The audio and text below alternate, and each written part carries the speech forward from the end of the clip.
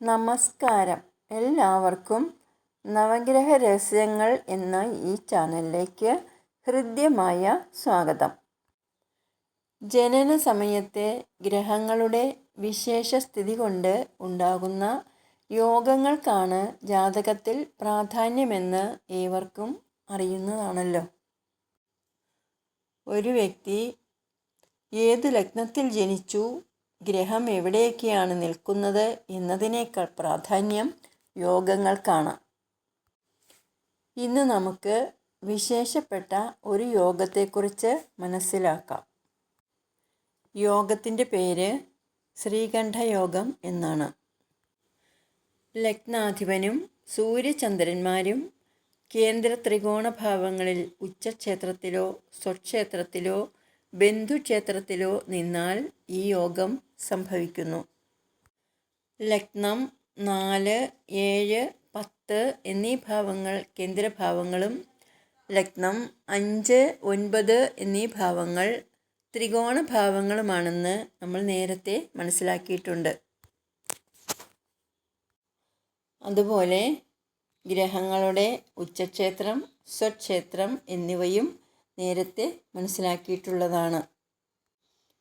ഉച്ചക്ഷേത്രം, സ്വക്ഷേത്രം ഇവ അറിയാത്തവർ ഇവയുമായി ബന്ധപ്പെട്ട് നേരത്തെ ഇട്ടിട്ടുള്ള വീഡിയോകൾ ഒന്നുകൂടി കാണുക.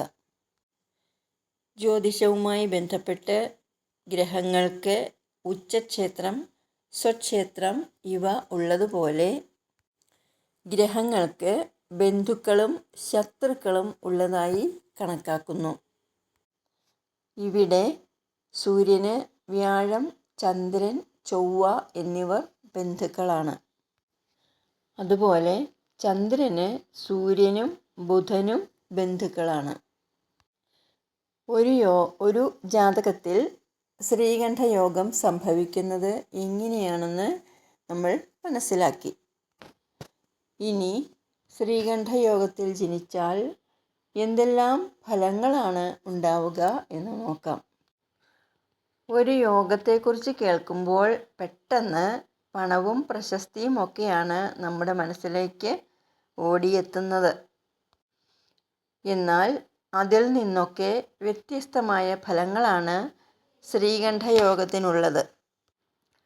അതെന്തെല്ലാം ആണെന്ന് വെച്ചാൽ പ്രധാനമായും പറയാനുള്ളത്, ഈ യോഗത്തിൽ ജനിക്കുന്നവർ രുദ്രാക്ഷമാല ധരിക്കുന്നവരും എപ്പോഴും ശിവധ്യാനം ചെയ്യുന്നവരും ആയിത്തീരും എന്നതാണ്.